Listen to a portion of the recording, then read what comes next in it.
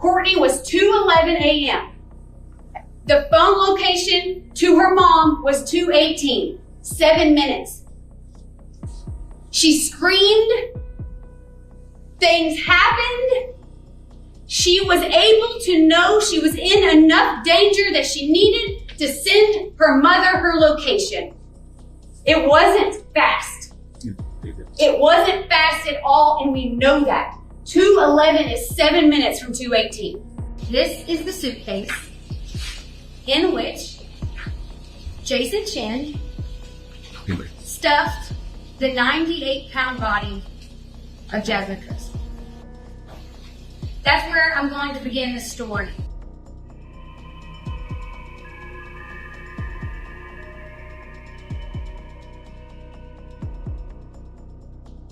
A true crime documentary that recounts the case that shocked the state of Tennessee and stunned the entire United States.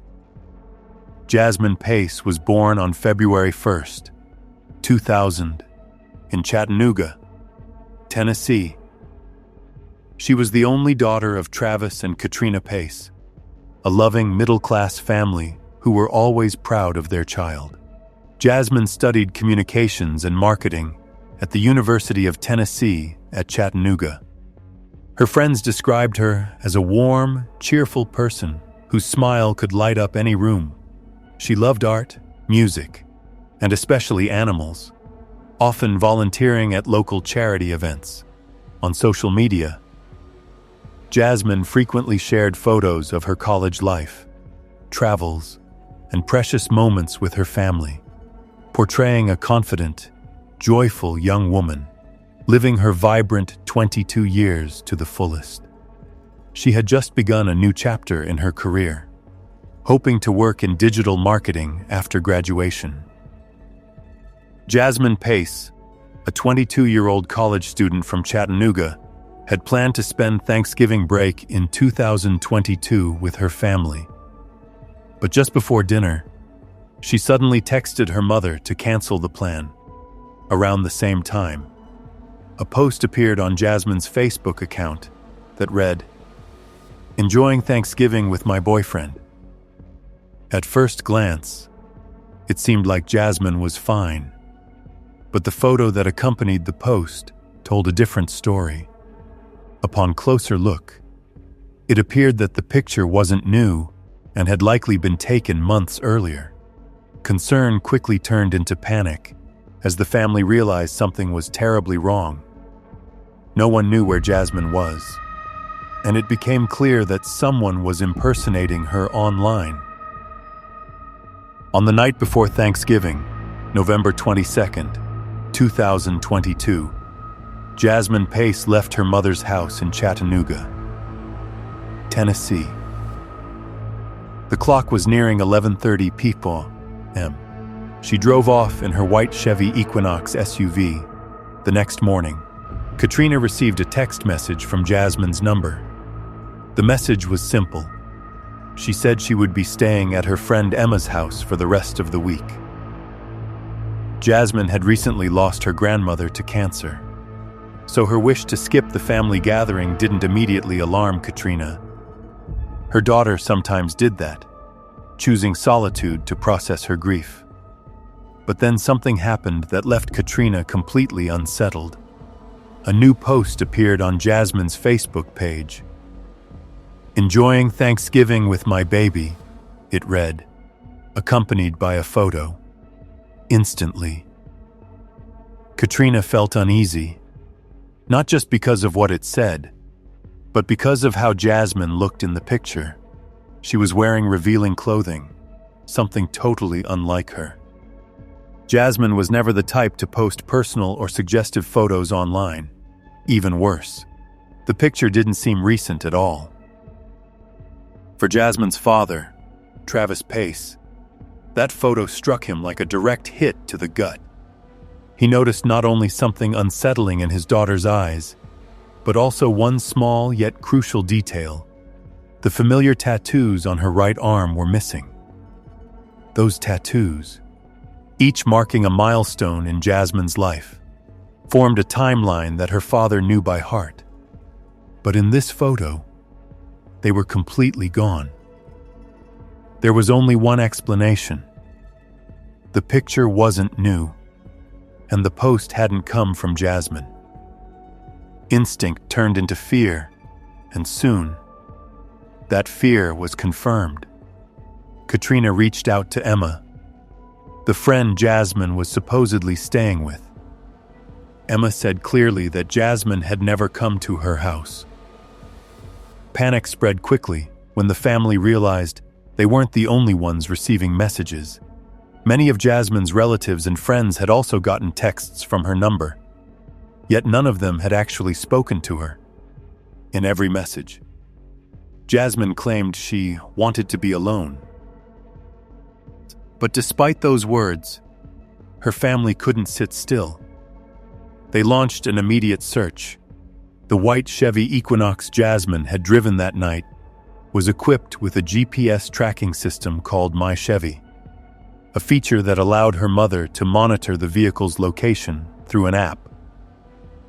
Then, on the evening of November 26th, 4 days after Jasmine was last seen, they finally got a signal. Her SUV was parked outside an apartment complex on Mountain Creek Road at the Signal View condos in Chattanooga. The family froze, as far as they knew. Jasmine didn't know anyone who lived there. When they reached the car, the driver's seat was pushed all the way back, a sign that someone taller than Jasmine, who stood about 5 feet 2 inches, had been driving it last. Without wasting a second, the family called 911 to report Jasmine missing. Chattanooga police arrived and took a detailed statement of everything the family had discovered. We want her home and we want her safe. Bailey Putman is doing anything she can to try to bring her childhood friend home. Jasmine Pace hasn't been seen since November 22nd. Chattanooga police are investigating the case as a missing person. Her mom has not an ounce of sleep. I don't think she is 8. Jasmine was last seen here on surveillance video leaving her mom's house. They believe she was trying to leave town to grieve a recent death in the family, but they knew something went wrong when she didn't show up to Thanksgiving dinner. And that is so very unlike her. There's not a day that they don't hear from Jasmine, let alone an hour. Unable to wait any longer, Katrina decided to investigate on her own. Fortunately, because Jasmine was still on the family phone plan, she was able to access her daughter's call logs through the service provider. What she found was terrifying. For several days, there hadn't been a single outgoing call from Jasmine's phone. With the call log in hand, Katrina, panicked and desperate, began dialing every number Jasmine had recently contacted, all under the supervision of the police. And then she found one unfamiliar number. On the night of November 22nd, the same night Jasmine disappeared, that number had been on the phone with her for more than 71 minutes. When she called it, a young man answered. His name was Jason Chen. Jason was a computer science student at the University of Tennessee at Chattanooga, and according to him, he had met Jasmine on the dating app Bumble. Jason confirmed that he and Jasmine had known each other for a few months, though their relationship was still casual, so much so that Jasmine had never mentioned him to her parents. Neither Katrina nor Travis had ever heard of or met this young man before. When told that Jasmine was missing, Jason sounded surprised. He claimed he didn't know anything, and that the last time they talked was just for a few minutes. But Katrina knew that was a blatant lie. She had seen with her own eyes the call log showing a conversation lasting over 71 minutes between the two on the very night Jasmine vanished. There was no way Jason could forget a call that long, unless he was deliberately hiding something. Suspicion began to form, and Jason had just become the first name on the family's list of possible suspects. Said that he had talked to her for a few minutes Monday, when she was with me at the bank. He talked to her for 71 minutes. He would remember that. He talked to her for over an hour, and he just lied. For Katrina, Jason Chen was not just a name. He was the clearest warning sign so far. She begged the police to dig deeper, to look closely into this man. The answer, however, was a shake of the head. Jasmine was an adult. There was no evidence she was in danger, and no clear sign of a crime. A report was hastily written. A few contacts were exchanged. Then the police left, frustrated and helpless. Katrina and Travis decided that if no one would help them find their daughter, they would do it themselves. They went back to the apartment complex where the car had been found and started knocking on doors, asking anyone who might have seen Jasmine. No one had. Not a single lead. Then a small glimmer of hope. One security guard agreed to help. He shared the CCTV footage from the parking lot. Using the timestamp from the My Chevy app, they narrowed the review window to 8:30 p.m. on November 23rd. And right then, the camera captured Jasmine's white Chevy Equinox turning into the lot. The surveillance video showed her SUV pulling in, heading exactly toward the spot where it was later found. However, the driver couldn't be identified. The face was completely hidden in the dark, while the family kept searching for clues. Katrina received one final message from Jasmine's number at 2:18 a.m. on November 23rd. There were no words, only a dropped pin, showing the location of Jasmine's device at that time. Katrina went cold. Jasmine had never sent her a message like that, especially not in the middle of the night. The police, once again, dismissed the concern. They saw nothing alarming, but Katrina and Travis wouldn't accept that. They followed the coordinates to the pinned address, apartment 110 on Tremont, and again, they knocked on doors throughout the building. Every apartment had someone answer except one, apartment 210. A few neighbors began to remember. They said they had heard loud noises coming from that direction early on the morning of the 23rd, around 2:15 a.m., the same time Jasmine sent her final location to her mother. Although the neighbors' accounts were somewhat inconsistent, somehow Katrina and Travis managed to get inside apartment 210, just beyond the door. A small notebook sat on a shelf near the entrance, with the tenant's name written clearly: Jason Chen. The apartment was an open-concept layout, small and simple. The kitchen stood only a few steps from the sofa. A hallway led to the single bedroom, passing a bathroom and a laundry closet hidden behind sliding doors. The entire space could almost be seen from the moment one stepped inside. But what they saw next made them freeze. On the kitchen counter sat a small travel bag. It belonged to Jasmine. Nearby, her personal toiletries were scattered in disarray, lying outside the desk drawer. While glancing over the work area, Travis found Jasmine's driver's license and credit card, still inside the apartment. He gently lifted them, then set them back down in plain sight, as if leaving a silent cry for help, an undeniable sign that Jasmine had been there, and maybe still was somewhere nearby. The family called Chattanooga police once again. Officers arrived, spoke briefly with Katrina and a few neighbors, but then, just like before, they left. No search warrant, no concrete action, just another crushing moment of abandonment, refusing to stay idle. Katrina returned to the apartment multiple times over the next several hours. She brought notebooks, old cell phones, a camera, even an iPad, anything that could help trace Jasmine's steps. Travis and Katrina even dug through the dumpsters outside the building, desperately searching for a clue. a scrap of paper, a discarded belonging, anything at all.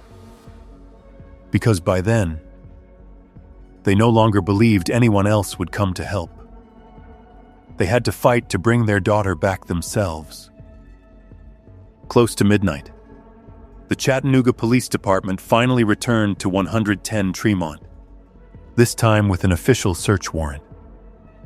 The inspection began, and from the very first steps, the signs of something wrong were obvious. On the hardwood floor of the living room, there appeared to be reddish stains that had seeped deep into the wood grain. In the bathroom, more stains stretched across the walls and the door. In the bedroom, the carpet was soaked. Most notably, there were clear indications that the furniture had been moved. Marks on the carpet showed where chair and cabinet legs had once rested for a long time before being shifted, as if to cover something up. Then, under the bed, investigators discovered a large stain near the headboard. They found a sharp kitchen utensil. Meanwhile, officers emptied out several trash bags to inspect their contents. Inside, they found 2 pairs of white sneakers and a pair of blue pants, all collected as evidence. At the scene, investigators also picked up shards of broken glass scattered across the living room floor, signs of a violent struggle that had likely taken place not long before. In nearly every room of that small apartment, investigators found scattered stains they believed to be traces of reddish residue. The crime scene unit was immediately called in. A special chemical known as Blue Star was used, a substance capable of revealing hidden stains even after they had been scrubbed, washed, or covered up. When the blue UV light was switched on, the hallway lit up. Glowing streaks illuminated the floors, bathroom, bedroom carpet, walls, and even beneath the bed. The missing person case officially became a homicide investigation. At the same time, detectives collected hours of surveillance footage from cameras both inside the apartment complex and around the surrounding area. Each clip, each frame, each passing figure was pieced together to create a moving timeline of Jason Chen's actions. They quickly determined that Jasmine had arrived at 110 Tremont on the evening of November 22nd. Around midnight that night, security cameras captured Jasmine's white Chevy Equinox turning right into the parking lot of the building. A few hours later, that same vehicle was recorded leaving the complex.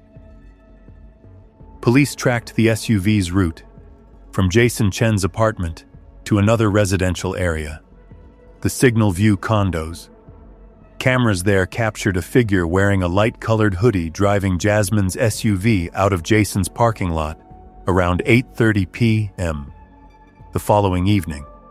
Soon after, a dark-colored Toyota Prius arrived, believed to be a rideshare vehicle, picking up the same person who had been driving the Equinox and taking him back to Jason's apartment. An exterior security camera, mounted right outside the apartment door facing the parking lot exit, captured multiple instances of Jason Chen leaving the building on November 23rd.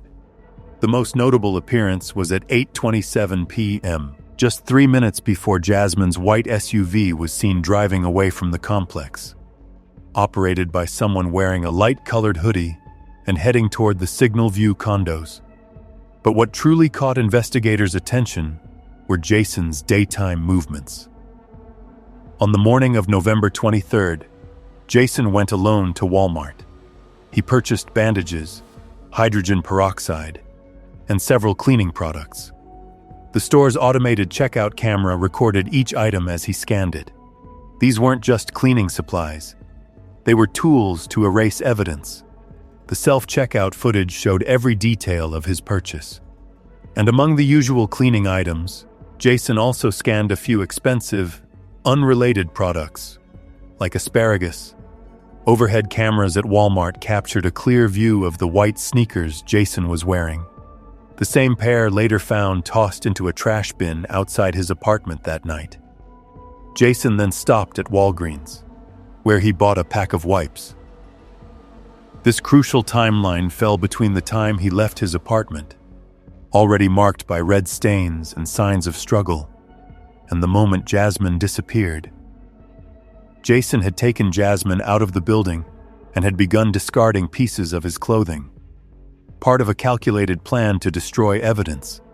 As detectives tracked him across Chattanooga using surveillance footage from multiple locations, one detail ensured they never lost sight of him: the white hoodie. Jason Chen's white hoodie, the most easily recognizable item he wore, became a visual marker across every piece of surveillance footage. Even in low light and grainy video, his figure stood out clearly. On the evening of November 23rd, at 6 o'clock, Jason was seen leaving the building once again, this time pulling a large suitcase toward the parking lot. Minutes later, cameras captured his black Toyota Camry driving out of the lot. 6 days later, on November 29th, Jason was located at his parents' home in Nolanville. At that time, Jasmine Pace was still missing. When officers arrested him, they noticed visible scratches and cuts on his hands and right leg.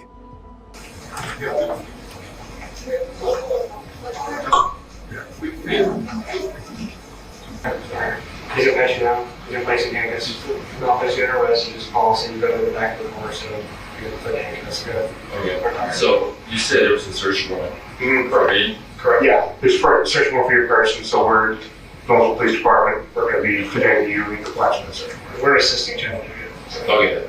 And is there any like calls or anything? They'll explain that. They're going to explain it. That's it. Yeah. Okay. We're going to let them do that, but I don't want to speak for them. Yeah, we don't want to let you misinform you of anything, so they'll tell you all that when we get down there. So just take it from them. They're the lead on this.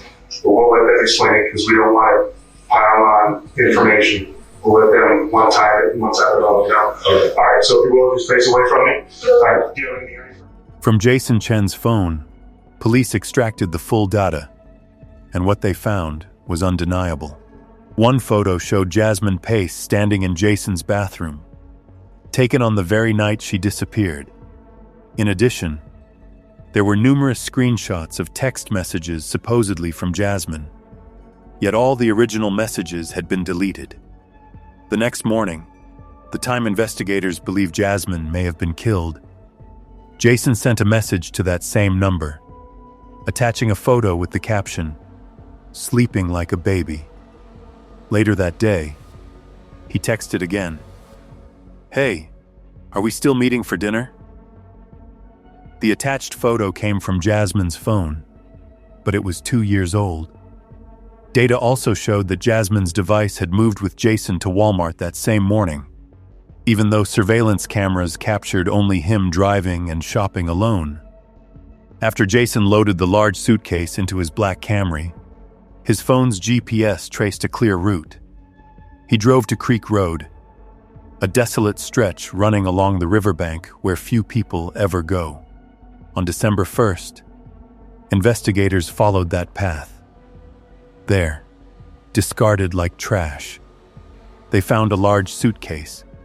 Inside was what no one had hoped to discover: Jasmine Pace, weighing about 98 pounds.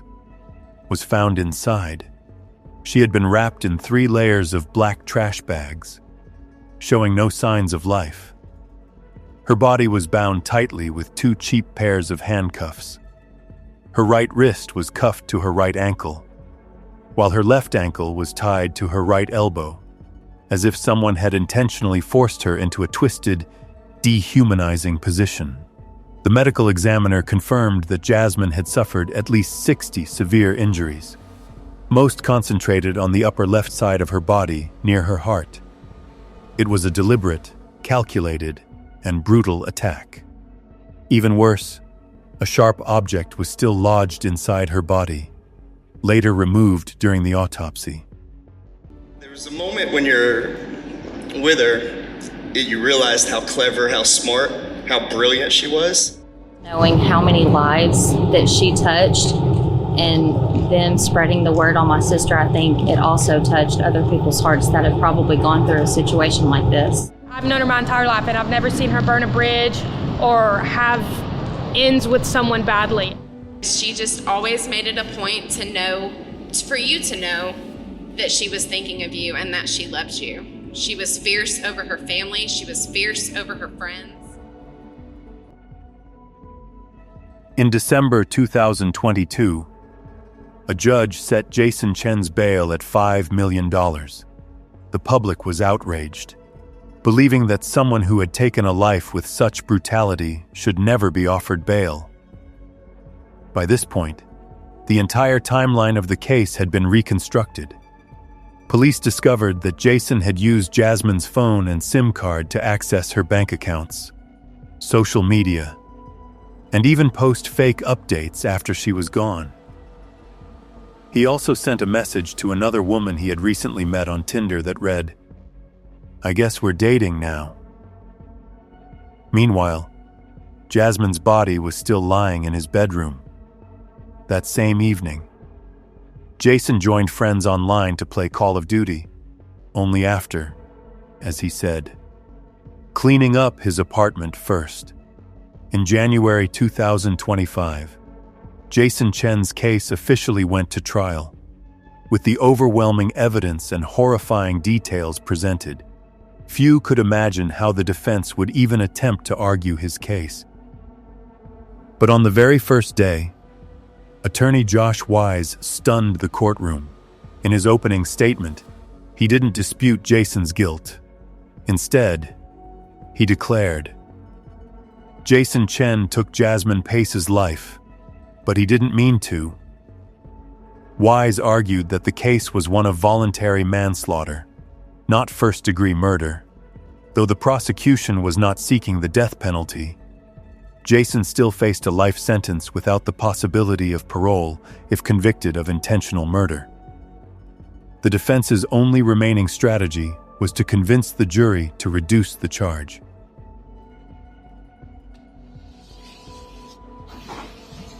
This is the suitcase in which Jason Chen stuffed the 98-pound body of Jasmine Pace. That's where I'm going to begin this story. Except, I want you to remember that as you hear evidence in the next week, that this is not a story like the one that you read in a novel where you have to imagine the appearances of characters. The evidence that you will hear in this case is very real. The evidence will not require that you use your imagination. Jasmine Pace was very real. And Jason Chen really killed him. For the case to be considered voluntary manslaughter, Jason Chen's defense team had to convince the jury that he had acted in the heat of passion, provoked by an irrational emotional outburst. According to the defense, Jasmine and Jason had been drinking late into the night at his apartment. When Jasmine went to the kitchen to grab more wine, she heard multiple Tinder notifications going off from Jason's phone. Furious, she confronted him. An argument broke out. The defense claimed that Jasmine threw a wine glass that shattered near Jason. Moments earlier, she had used a sharp kitchen object to open the wine and had left it on the table beside the bed in the bedroom.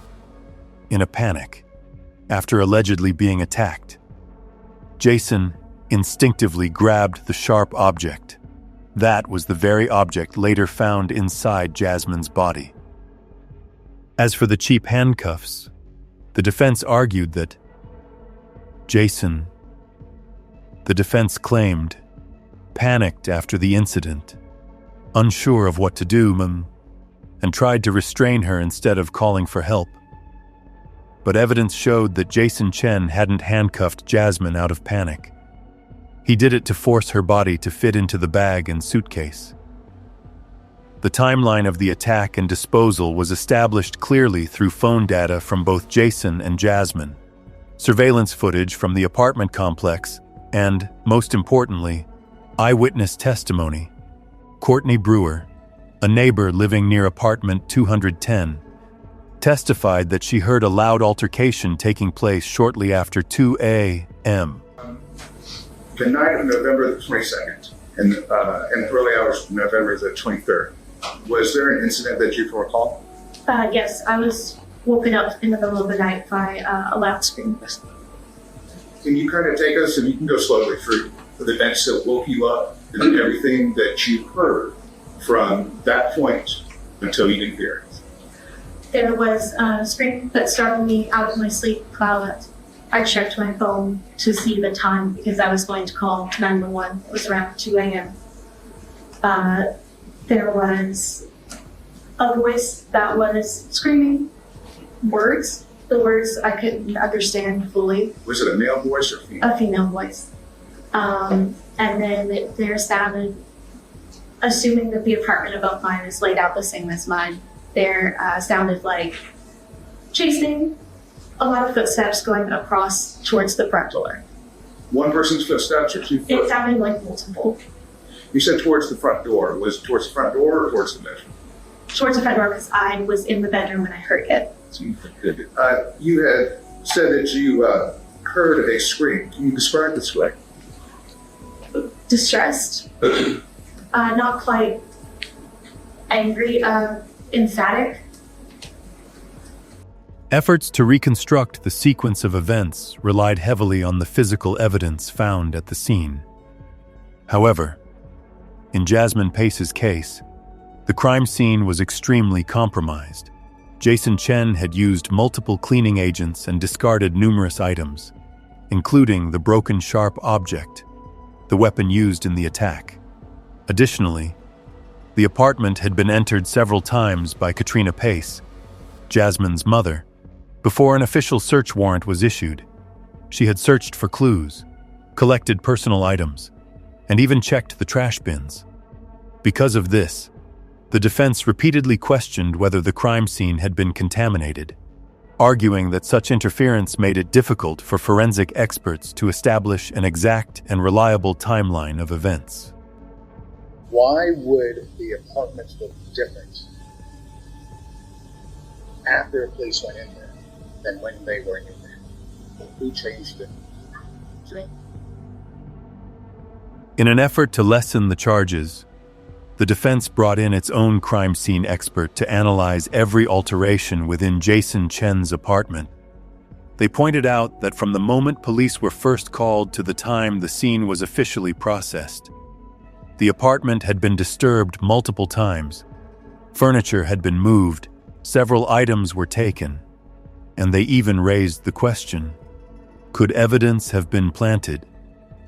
During his testimony, Travis Pace, Jasmine's father, admitted that he couldn't clearly remember whether he had seen the sharp object on the bed when he and his ex-wife entered the apartment searching for their daughter. And then this past Monday, you were in this room when you saw Katrina Pace testify on that stand, right?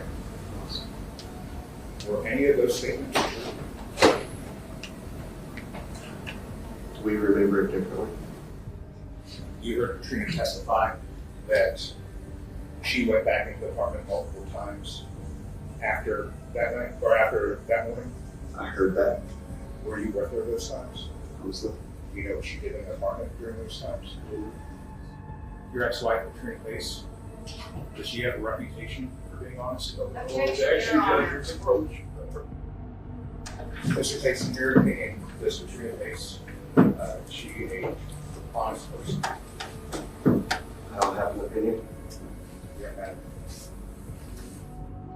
Even though the integrity of the crime scene was questioned, one fact remained undeniable: the findings from the medical examiner. Dr. Stephen Cogwell, the Hamilton County medical examiner, stated that based on the location of the injuries, Jasmine was most likely attacked while in a fetal position, either curled up in fear or being physically restrained. More importantly, he noted that the handcuffs on her body may have been fastened while she was still alive. That detail revealed an unmistakable truth. This was not a spontaneous outburst, but a deliberate, controlled, and deeply cruel act. If someone were stabbing a person 60 times, we would expect them to try to get away. But what if they can't? What if they can't because their right hand is chained to their right leg, their left leg chained to their right elbow? Makes it difficult to run. Makes it difficult to do anything. Dr. Cogswell told you that she was stabbed in the fetal position 60 times.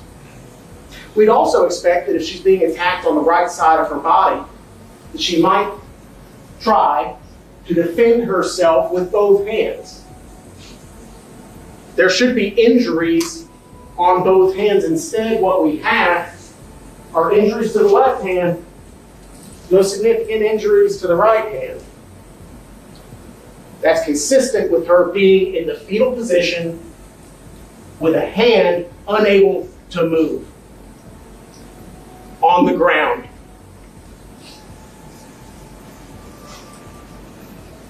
It's consistent with exactly what we see on the screen right there. Her being handcuffed. Dr. Stephen Cogwell confirmed that Jasmine had no alcohol in her system at the time of her death, completely disproving Jason's claim that the two had been drinking for hours before the incident. And those supposed Tinder notifications that allegedly triggered the argument, they never existed. A state expert examined the app and found that there had been no notifications at all that day. Jason chose to remain silent, refusing to testify on his own behalf. Throughout the 6 days of testimony, the defense gradually abandoned its original story, left only with weak, inconsistent arguments. They claimed there were no clear restraint marks on Jasmine's wrists, but no forensic evidence supported that claim either. Their expert pointed to a faint reddish handprint on the bedsheet, suggesting Jasmine might have been handcuffed while still alive. Yet he could not confirm what the stain actually was, because it was never tested. They were unable to refute the prosecution's key evidence. The handcuffs were not the only sign that Jasmine Pace's killing had been premeditated. The number of wounds, more than 60, proved that Jason Chen had ample opportunity to stop. Yet he chose not to. It was a deliberate act, not a sudden outburst. Prosecutor Cody Womp concluded her argument by bringing the jury back to the timeline at 2:11 a.m. Witness Courtney Brewer heard someone running quickly out of the apartment, precisely the time Jasmine was attacked. Courtney was 2:11 a.m. The phone location to her mom was 2:18, 7 minutes. She screamed. Things happened. She was able to know she was in enough danger that she needed to send her mother her location. It wasn't fast. It wasn't fast at all, and we know that. 2:11 is 7 minutes from 2:18. It wasn't fast. She knew she was in danger. She tried to get out of the door, and Courtney told you that she heard a door slam.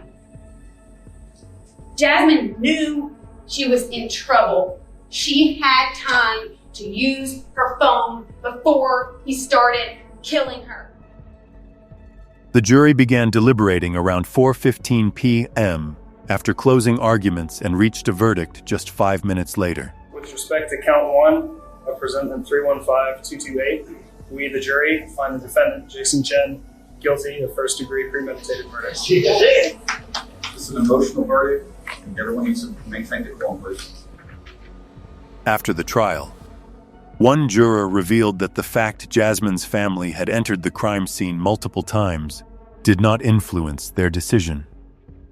Everyone knew Jason admitted to taking her life. The question was how he took it, and whether he had the chance to stop. During the sentencing phase, the jury faced one final question.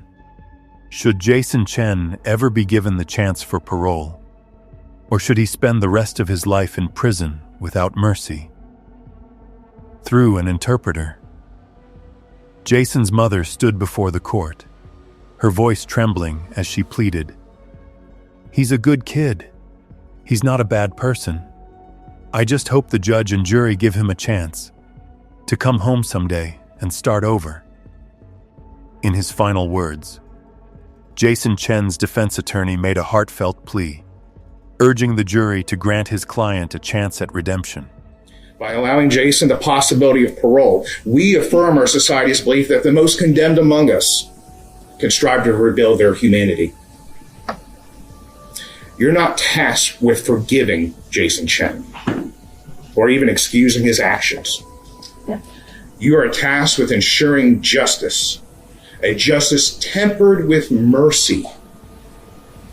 Not because Jason deserves it, but because it's a reflection of our humanity as a whole. I ask that, and we ask, that you give Jason the opportunity, as a 73-year-old man, to seek this redemption. Let him spend the next 5 decades behind bars, reflecting on the choices that he made when he was 22 years old.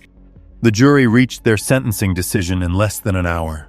With respect to the sentence of the defendant, Jason Chen, on count 1 of presentment 315228, we, the jury, do unanimously find the following statutory aggravating circumstances beyond a reasonable doubt, in that the murder was especially heinous, atrocious, or cruel, and that it involved torture or serious physical abuse beyond that necessary to produce death, and do unanimously agree that the defendant's sentence shall be life imprisonment without possibility of parole.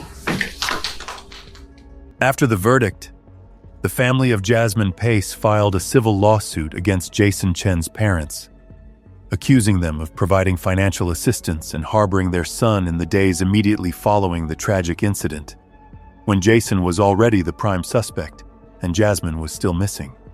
The loss and the long legal battle left a deep scar on the Pace family.